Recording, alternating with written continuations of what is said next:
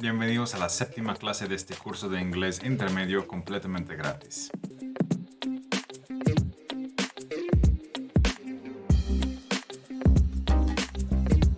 I upload a new class every Monday and Thursday, so make sure you subscribe to my channel to receive notifications. And don't forget, you can also join the Facebook group to download all of my resources and this presentation.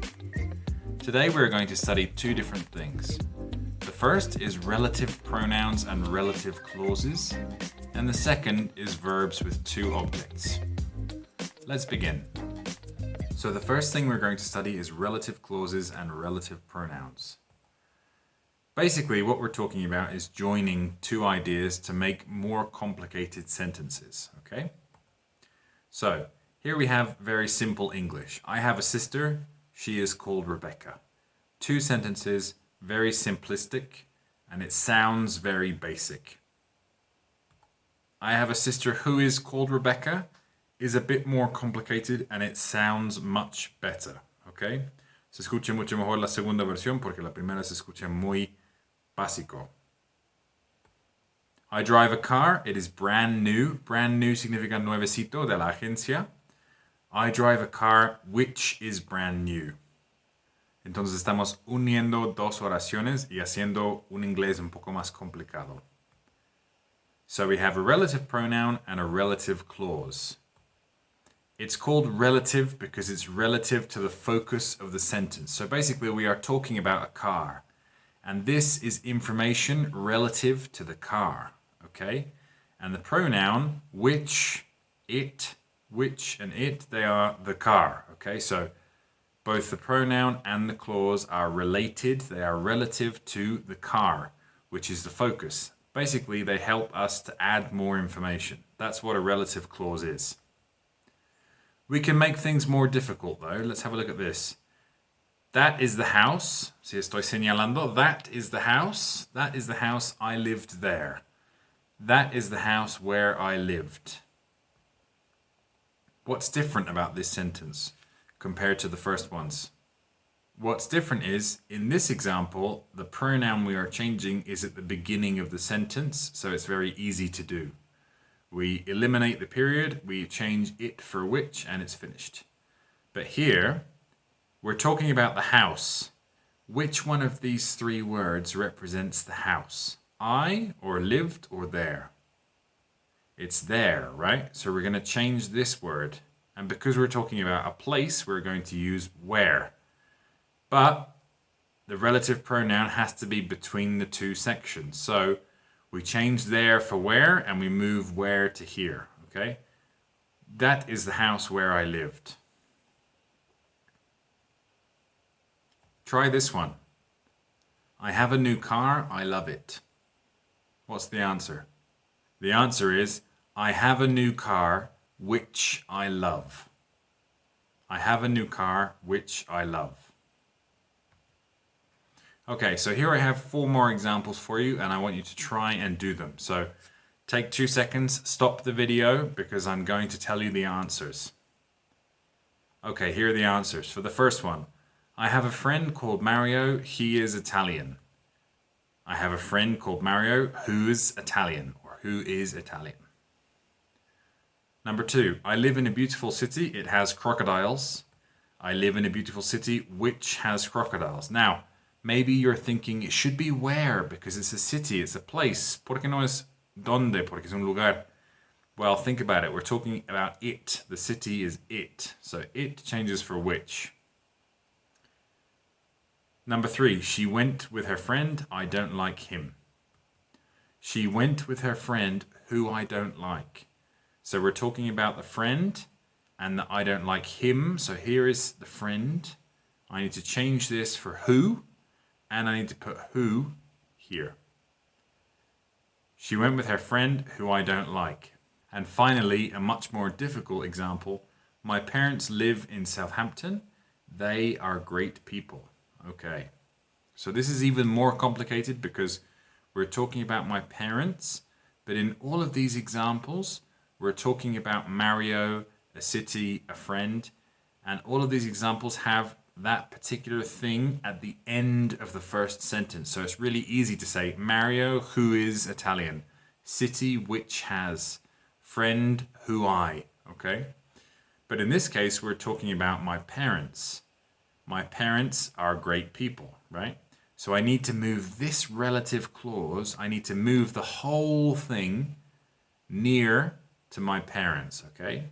So the answer would actually be, my parents, who are great people, live in Southampton. My parents, who are great people, live in Southampton. I have included commas here because I think it works better with commas, okay? Okay, here's another activity for you. Here are 1, 2, 3, 4, 5, 6. 6 pairs of sentences.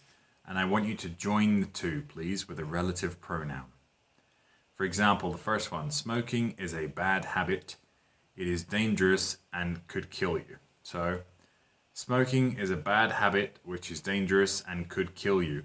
Or if you want to, you could put all of this relative clause next to smoking and say smoking, which is dangerous and could kill you, is a bad habit. But this organization is fine. Okay, so you have 1, 2, 3, 4, 5 more to do. Take 2 seconds, stop the video and do the activity because I am going to tell you the answers now. Okay, the next one. Stonehenge is a mystical place. Many hippies go there to meditate. So we're talking about a place, Stonehenge. Which word here represents the place? It's there, right? So the answer would be change there for where, and we put where in the middle.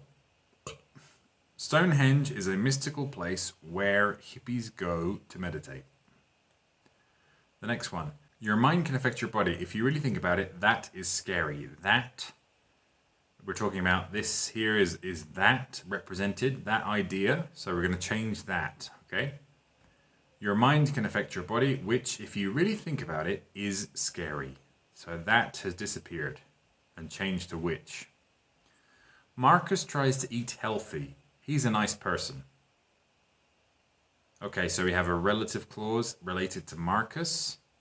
So Marcus, who is a nice person, tries to eat healthy. Next, Weimaraners are a breed, una raza, a breed of dog. You need to give them a lot of exercise.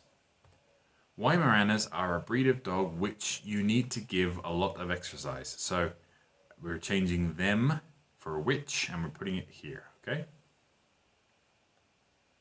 In this case, we're using which because we don't refer to dogs normally as who, okay? Which. My brother, whose wife is Russian, has 2 dogs. This one is interesting because we're not changing a subject pronoun like he or you. We're not changing an object pronoun like them. Actually, we're changing a possessive adjective, his, right? So his or her or my or your or their, that changes for whose. My brother, whose, in this case would be kuyo, right? I think. My brother, whose wife is Russian, has 2 dogs. Let's do an exercise. Go to point number 1 in the description to open the activity. This is what the activity looks like. A hotel is a place where people stay when they are on holiday. What is the name of the woman who lives in that house? Okay? Finish the activity and I will see you in a moment.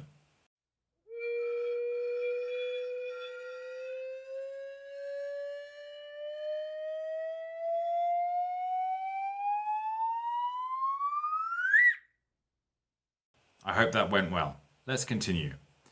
I want to focus on the relative pronouns who, whom, and whose. So we've already seen whose and who, right? So let's have a look. It's important to note that in speaking, pretty much nobody uses whom anymore, okay? We all say who 99% of the time. Who, as you know, replaces he or she or you, subject pronouns, right? He is an actor, he is too old for her. He is an actor who is too old for her, right? He is an actor who is too old for her, for example. Whose, as you know, replaces his or her or your. These are possessive adjectives. She is a talented actress. Her work is superb. She's a talented actress whose work is superb. So whose replaces possessive adjectives. And finally, whom can replace him or her or them. These are object pronouns, right? For example, John's a good guy. I met him in Vietnam. John's a good guy whom I met in Vietnam. But most people say who in an example like this, right? Pretty much 99% of the people would say who, not whom. But it's important that you know that it exists. Even in written English, it's not very common. Let's do some more exercises. In the description, go to point number 2 to open the activities. So this is the page for the activity. Who, whom, or whose, okay? So what we just looked at. In everyday speech, whom is considered rather formal and old-fashioned. So like I said, people don't really use whom in speech. We use who instead of whom. So here we go. Let's try who, whom, or whose. Could you please tell me that was? Could you please tell me who that was? Could you please tell me whom that was? Could you please tell me whose? Okay, I think it's going to be who. Just a simple. ¿Quién era? Who that was. The men, 2 of whom were drunk, walked very slowly. So in this case, we're going to put whom, because 2 of them were drunk, okay? Dos de los cuales, pero en este caso, como estamos reemplazando un pronombre de objeto, them, we can use whom. 2 of whom were drunk, walked very slowly. Siempre que vas a traducir algo como uno de los cuales o dos de los cuales, van a ser whom. 1 of whom, 2 of whom, 3 of whom. But again, it's not very common to say whom, you can say who instead. The guy computer I was using moved to Spain. El tipo cuyo computador, okay, so whose. Finish the activity and I will see you in a moment.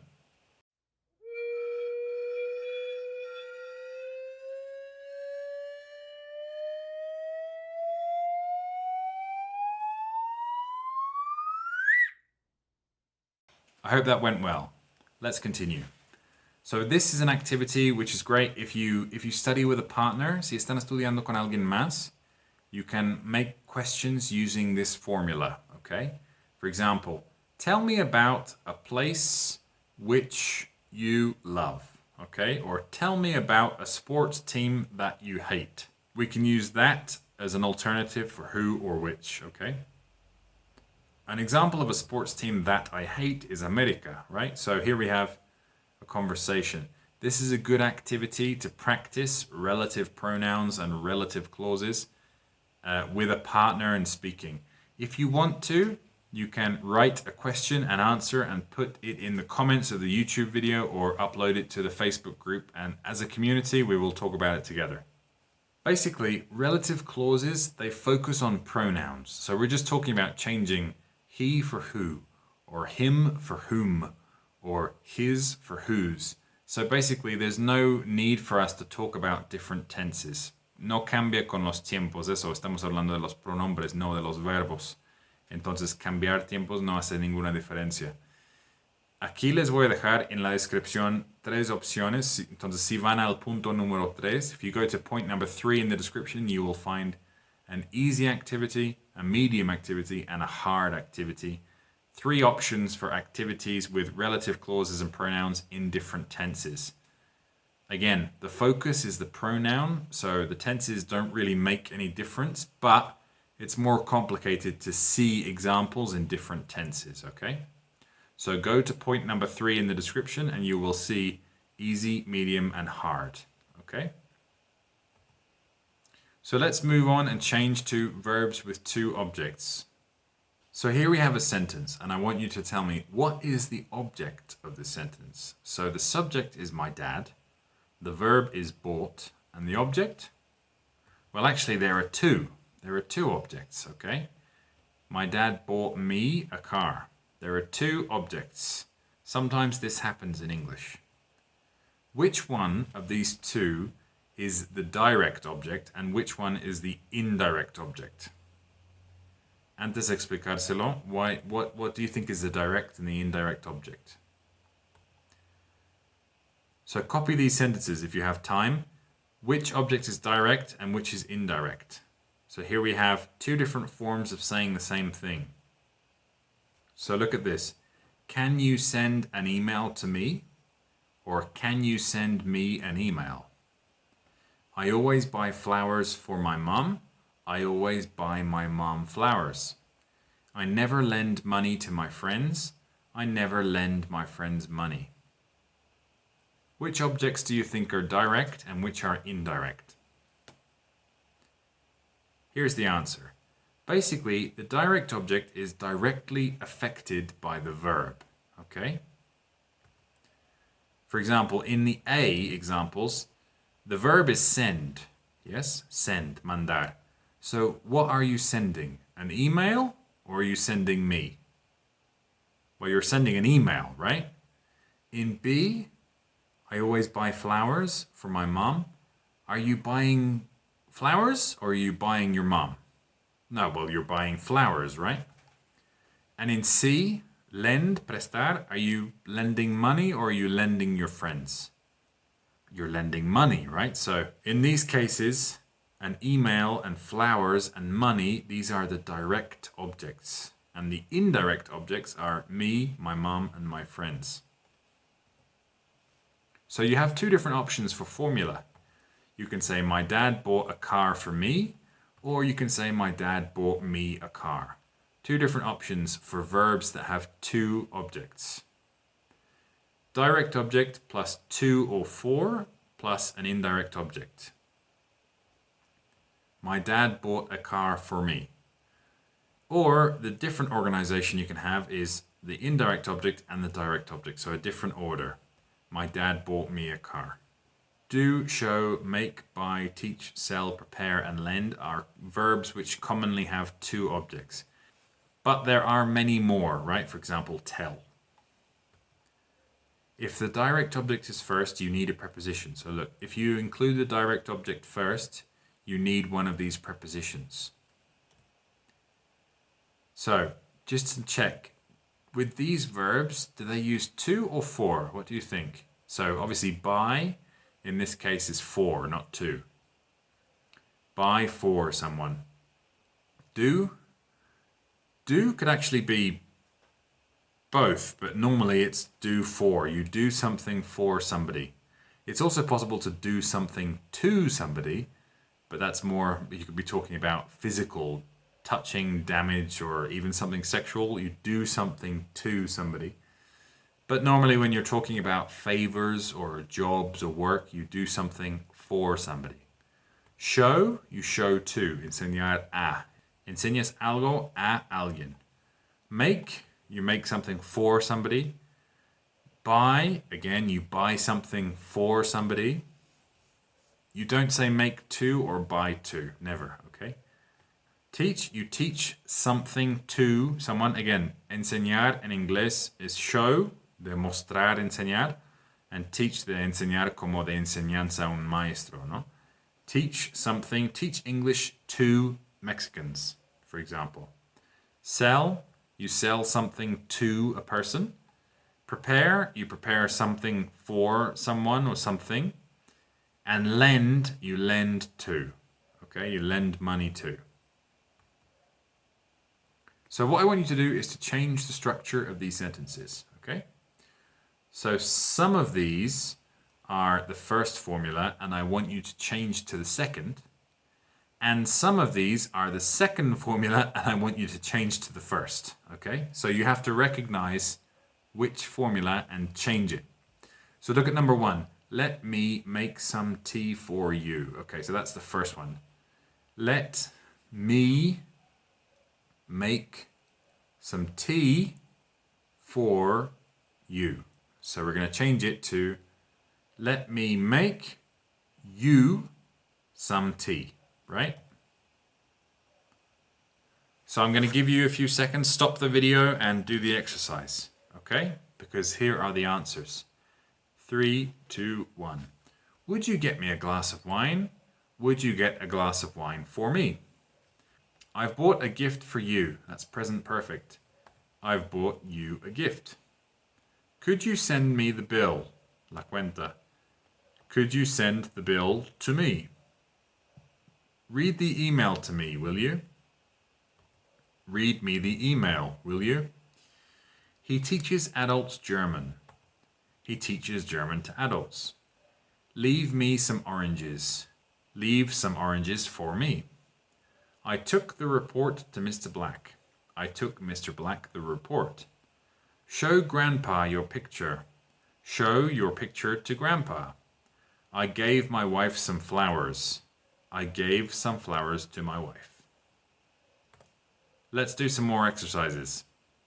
Go to point number 4 in the description to open the activities. So this is what the page looks like. We scroll down, it says verbs with 2 objects. And I want you to look at these sentences, and it says, it's quite a good activity. Use your instinct and mark each sentence right or wrong. So remember about that preposition and the order, the sequence of direct and indirect objects. So let's have a look. He bought for us some ice creams. He bought for us some ice creams. That doesn't sound right. It should be he bought some ice creams for us, right? So that's going to be wrong. She chose him a new silk tie. That sounds good to me. She chose him a new silk tie. They awarded him first prize. They awarded him first prize. Okay, so there's no for or to because you have the indirect object first. Sounds good to me. Finish the activity and I'll see you in a moment.